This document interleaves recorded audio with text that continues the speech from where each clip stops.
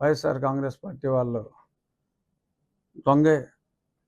దొంగ బాబాయ్ అన్నట్టుగా మరి ఇప్పుడు వాళ్ళు ఎవరిని కొట్టకుండానే ముందే మమ్మల్ని కొట్టేశారని మరి నిన్న ఢిల్లీలో విజయసాయిరెడ్డి గారు మరి చాలా గొడవలు చేశారు.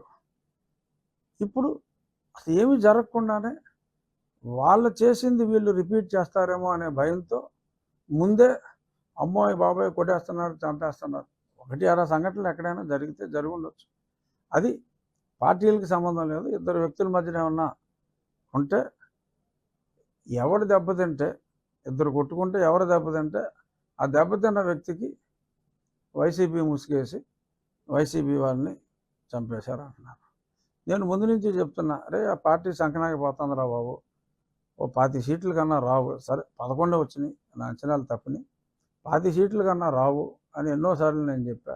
చివరిలో కూడా అలా మాటలని పందాలు కాసుకుంటారేమో, అది పిచ్చి ఆసుపత్రిలో చేసుకోవాలి. అక్కడ ప్రమాణ స్వీకారాలు ఏంటి, ప్రజలు ఓట్లన్నీ అక్కడ పడిపోయినాయి, చాలా దారుణంగా ఉంది పరిస్థితి. పందాలు కాయకండి రా బాబు, తర్వాత మళ్ళీ మీరు ఇబ్బంది పడతారని కూడా చెప్పా. ఆ పందాలు కాసుకున్న వాళ్ళు ఇప్పుడు కొద్దిమంది ఆత్మహత్య చేసుకుంటున్నారు.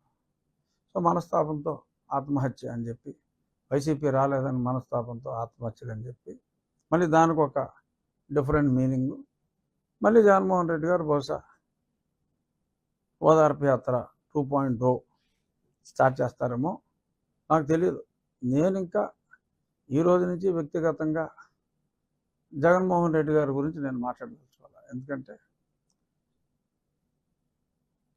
ఆయన భాషలో చెప్పాలంటే మంచోషేడు, ఆయన చేయాల్సింది చేశాడు, వెళ్ళిపోయాడు. ఇప్పుడు జనాలు చూసేది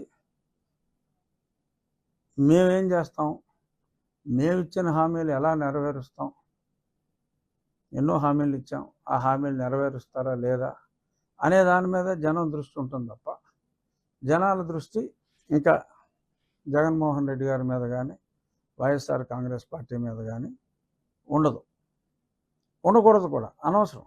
ఇప్పుడు మేము మాట ఇచ్చాం, మా మాట ప్రజలు విశ్వసించారు.